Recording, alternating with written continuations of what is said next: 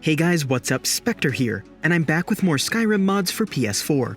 Today I'll be covering quality of life mods, small mods that make things a bit easier, immersive, or convenient for players that can really add up to a much improved experience. I'll be revamping all my mod lists for the new year, so make sure to sub so you don't miss out on any of it. And if you missed out on my older mod compilations, definitely check them out in my Skyrim playlist. But without further ado, let's jump in.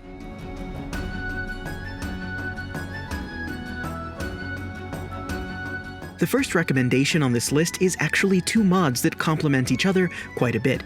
Coin minting is a simple mod that allows players to turn unwanted and unwieldy gold ingots into septims.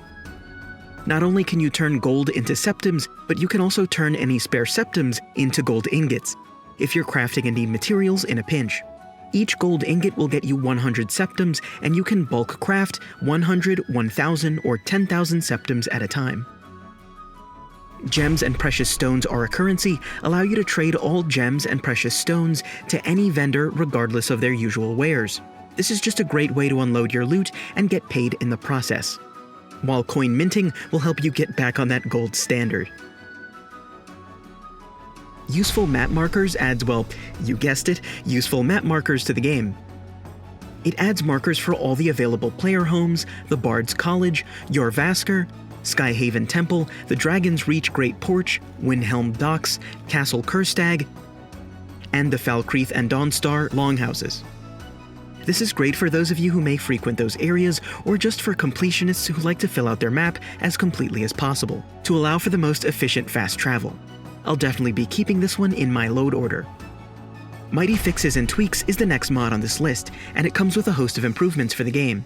It changes cell respawn time to 48 in-game hours, adjusts NPC walking speeds to make them a bit more realistic, fixes display cases so that you can activate them and place weapons more easily, and it makes a few changes to your mount, as you'll be able to zoom while riding, and your horse will be protected to keep them from being killed.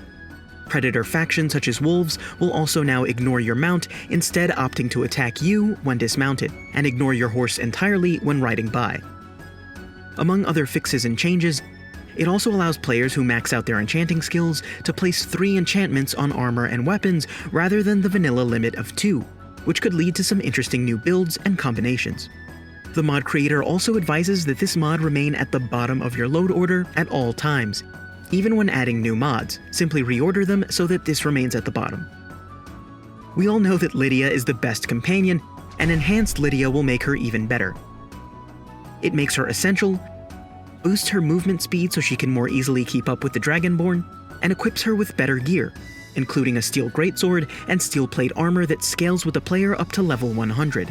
It's a simple mod, but it frees players up from having to worry as much about their backup and whether or not they're keeping up or holding their own in combat, and just makes for a smoother questing experience when traveling with Lydia. 10-Minute Candlelight is another quick and simple recommendation for you spellslingers out there who I feel don't always get enough love in these lists. If you're trying to play a pure magic playthrough, you'll probably want to light up those dark caves with a spell like Candlelight. 10-Minute Candlelight will have you covered by extending that duration of the spell to a full 10 minutes, allowing you to quest without worrying about when your light is going to go out. And finally, one of the most useful mods for those of you who like to manage your inventory carefully, Mystic Condenser. In the late game, players can come across a lot of minor potions and weak poisons, which are of little use to us and either get sold, stash in our increasingly cluttered inventory, or completely ignored. With Mystic Condenser, you can combine those weak potions, poisons, and even soul gems to create stronger versions of that item. For example, you can condense 3 standard healing potions into 2 plentiful healing potions. It's an incredibly useful tool that has me picking up everything I come across.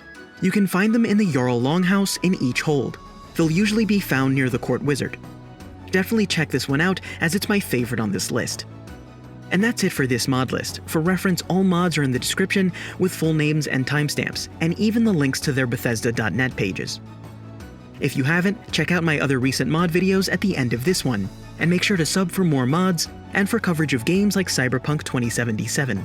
And as always, thanks for watching, guys.